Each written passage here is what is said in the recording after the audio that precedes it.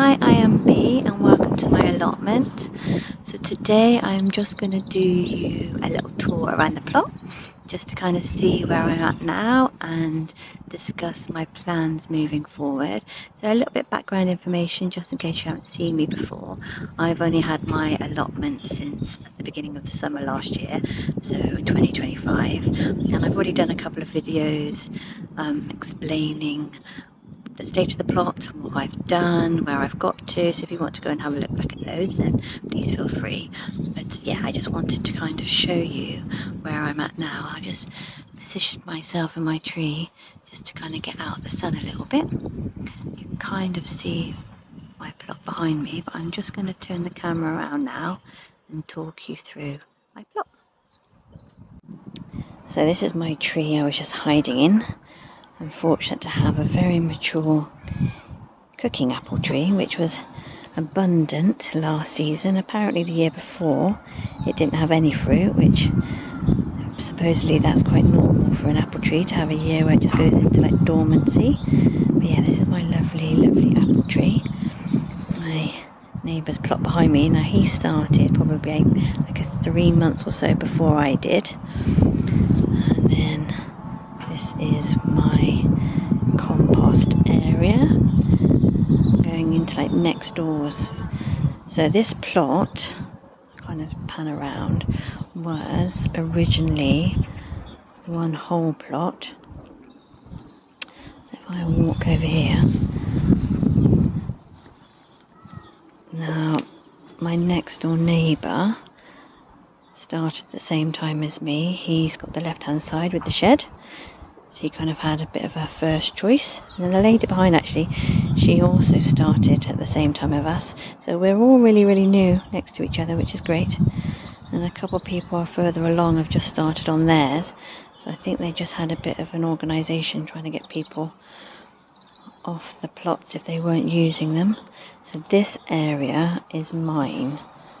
So from this tree here, got this space, and then back there, and then you can see where I've put my own shed in at the other end, because at the allotment you've got to kind of do it in line with where other people have put their sheds, for obviously, you know, making sure you're not blocking other people's sunlight. So I couldn't put it under the tree for obvious reasons, so I've put mine that side.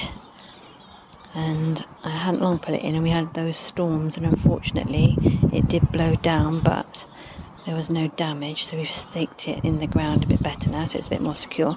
So let me just talk you through here. So this area was one of the first areas that I dug, and this is where I had a massive plot of brambles that still caused me a little bit of issues, but we've got rid of the most of them.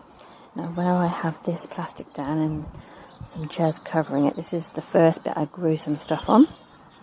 So I just put potatoes in the ground straight away. So apparently potatoes are very good at churning up the ground when it hasn't been used, especially when it's been compacted. But underneath here I did have, after the season, I put some what's called green manure. So that's like a type of clover, is it? That I'm just sort of trying to kill off, because it is good at getting the nutrients back into the ground. Now I'm planning on putting my runner beans here this year. So after doing a little bit of research, you kind of realise that you've got to move your vegetables around. It's called crop rotation. Might do a video about that anyway, but yeah, it's supposedly quite good to kind of change up each year where certain things grow. Now certain things can stay in the same place, so you really do have to think quite carefully when you're first getting your allotment of where you would like stuff that can be in the ground for longer, such as your strawberries and things like asparagus, which can stay there for like 3 to 5 years, and then other things that do need to be moved around yearly just to kind of prevent diseases and things like that. So where I've got that archway, I had decided last year to kind of grow my runner beans up that, which was quite successful. But this year I've got myself some proper bean bamboo sticks, bean poles, whatever they're called, and I'm going to put that here. So I put the clover down on the ground, which helps to bring the nutrients back. I can't remember what nutrients it is now, but anyway, that will help with the soil. And then I've got bits here that I've got to kind of clear. My leeks are still in the ground, which are still edible. Now this pathway was the first pathway I put down, and unfortunately I made the mistake of not putting cardboard underneath, apart from this bit that I've redone recently.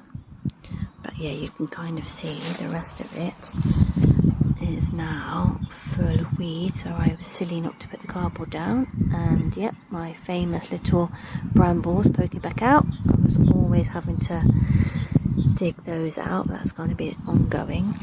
I do have some stuff that I had planted, like I think these are spring onions or just normal onions.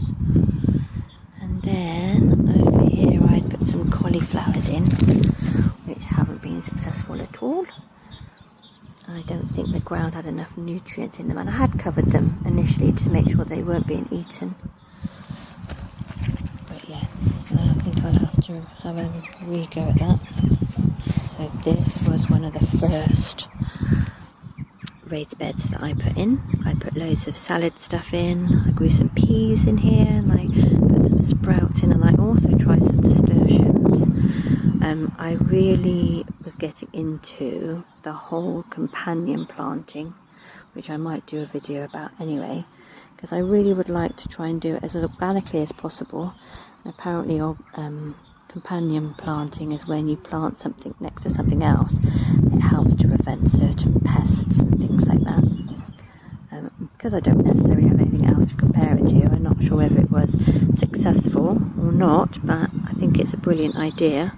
So I had grown some nasturtiums in here that went wild actually, kind of covered most of this bed. So maybe next year I might, well this year as we're in now, I might try something else, or maybe trail them up something so they don't quite overtake as they did. Now here, when I was digging the plot out, we had found some carpet that had been left, God, could have been there for years. So it was too down deep to get it out fully, so I need to work this ground, and I've still got some sprouts I need to harvest. Whether they've gone over now, I'm not sure, but I did get quite a lot of sprouts this year that I had for Christmas and throughout the winter months. That was nice. And I've got some daffs. So yeah, this plot, I think I'm going to do some beans and some peas, maybe some sweet corn as well this year.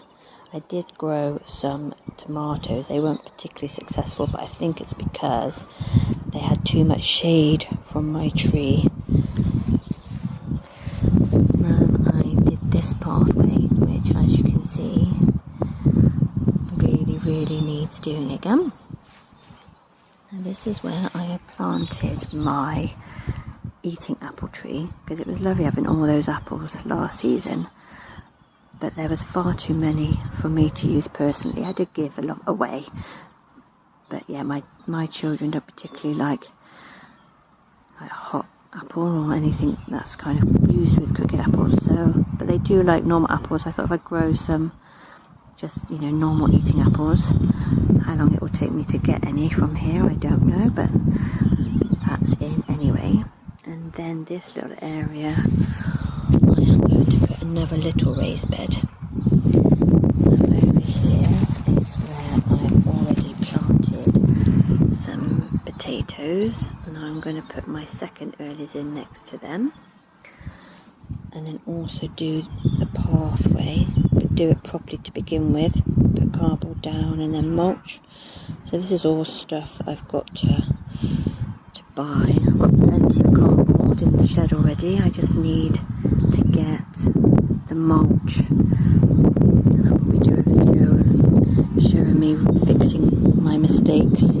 Last year around my bean poles I put in some marigolds, because apparently they make very good companion plants, and that looked lovely actually with the lovely colours of the flowers. And when the beans have started to grow. It was very bright and colourful, so I'll probably do that again, but they do die over. So there are certain plants that would be known as perennials that come back every year, and then those that you have to replant every year.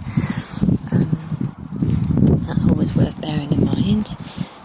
And this is my biggest raised bed, and in here I still have carrots that I put in and some onions and garlics, so I need to lift those and see how they're doing. I think they look, actually, especially those garlics over there. Have a look. They actually look like they're doing good, but I think I said in another video, because I did put cardboard underneath here and put this down, and you can see the difference of how having that cardboard down really does just suppress the weeds quite sufficiently. But yeah, this needs filling up with more soil, to be fair. I do still have my own compost that I can fill with that. And I put some bulbs in that are coming up nicely, so that adds a bit of nice colour. And then this is another path that I have just left, so I'm getting a strimmer and I'm going to be strimming that, and depending on whether I want to work it like I've worked the others with mulch, I'm not sure yet. This is my strawberry plot. Now I did plant on either end some borage, because that's supposed to be quite good when it comes to companion planting with the strawberries, but it had gone wild. I think I had planted too many seeds close together and it was too much, and actually when it came to winter they had all got mildew all over them, so I needed to lift them up because they didn't look healthy at all. So I will try that again this year, but perhaps doing it a little bit more sparingly. And I have done this pathway as well, which is fared a bit better. It's not so weedy, but I do need to redo it. I've planted some garlics alongside here too, because they're quite a good companion plant with the strawberries. I'd already planted in some thyme and some rosemary. And then this area, let me kind of maybe go from this end, so that's where I've got my shed. And then this was the first little raised bed I put in that I've planted my mint, which I knew I wanted to keep in one space because it kind of takes over everything. And yeah, I've done a video already kind of clearing that out, but there was one plant in the middle, and now look, there's loads. So I'm glad I did keep it. All of this needs clearing out as well. I did plant some, what are they called? I can't remember what it is we make tea out of. Oh no, it's gone. But anyway, they didn't come up, that wasn't successful. And I did start now, because this is another one of my compost piles, I've started to lift some stuff off and then place in that half empty bin on the other side. Try and reduce this down a little bit. So I planted a dwarf plum tree, because my next door neighbour have giant plums. Well, there's been a lot of plums on the site actually, and yeah, I was very jealous, so I wanted my own plum tree. So hopefully that will establish itself nicely. Now these two bushes here I inherited. So we've got black currants and the other one is white currants. Now the gentleman who had this plot before had a load of bushes, and I think these were just a couple spare. But yeah, as you can see, the grass has kind of really taken a hold. So I'm going to see how they go this year. I did trim them. This one sort of at the autumn, and then that one recently. So because this one in particular didn't really produce much currants this last time around, should I say. But yeah, I need to kind of trim off this grass because it's obviously suffocating the plant quite badly. And behind there are the rhubarbs that I've just recently planted, and a raspberry plant. And then here I had tried my hand at some sprouting broccoli. Now they've been in for ages because they planted, I can't remember now whether it was at the end of the summer, the beginning of the autumn, I don't know. And I don't know whether I just have just a load of leaves and there won't be any sprouting bits. I'm not sure, but you know, they were covered initially to make sure the whiteflies and stuff didn't get hold of them. And they're growing lovely, but I just don't know, perhaps they just didn't have enough nutrients to actually create the actual purple sprouting bits, which is a shame. But I am going to leave them just in case I'm, you know, end up pulling them up too early. But I have a feeling they just haven't had enough nutrients in the ground, so I might try that again. Sometimes I guess you win some and you lose some. And here, my archway that I haven't long put in with a couple of grapevines, which in my last video kind of said I had left them out just in their pots. I hadn't put them in the ground, which might have been my mistake. So I'm not sure whether I've just got some dead twigs. The roots all seemed okay, but I don't know whether I should have put them in the ground. So I've just dug up that little bit. So this is the last area that I have that's now covered in wheat membrane. So I previously bought my little cold frame because I would love to have a greenhouse on my plot. I just don't have enough space at the moment, and I haven't started using it, but I really wanted one. And hopefully I will start making use of that this time around. And then, yes, here we are, my shed. So I'm going to get myself some patio slabs, so I also have a little patio area in the front. Now today I've just collected a couple of like standing pots that my mum and dad didn't want to use. So I've got those, and I think I'm going to uncover this area and place one on either side. It just gives me, again, just a few different areas to grow in. Now I've got one of my blueberry plants already potted, and another one that I think is a different actual type that I need to pot. And then here I planted some sweet peas. I just like the idea of having flowers for the bees and the butterflies, and then I've put some trellis should I say, up on my shed. So I think they trail up the sweet peas, so they can kind of grow up the side. I'm just going to show you around the back of the shed. Now on the side here I want to put a pallet so I can put up my poles as storage, kind of copying from what other people have done. As you can see, we've staked in the back of the shed where it had fallen over in the wind. And I planted some poppy seeds, and I put another little trellis up just to kind of have a bit more colour. I need to put my site number on the back of my shed. But yeah, I just wanted just to show you what I've done so far and what I really need to do this time around. So yeah, go back around so I can film in my shed so it's not too bright in my eyes. So here I am in my little shed.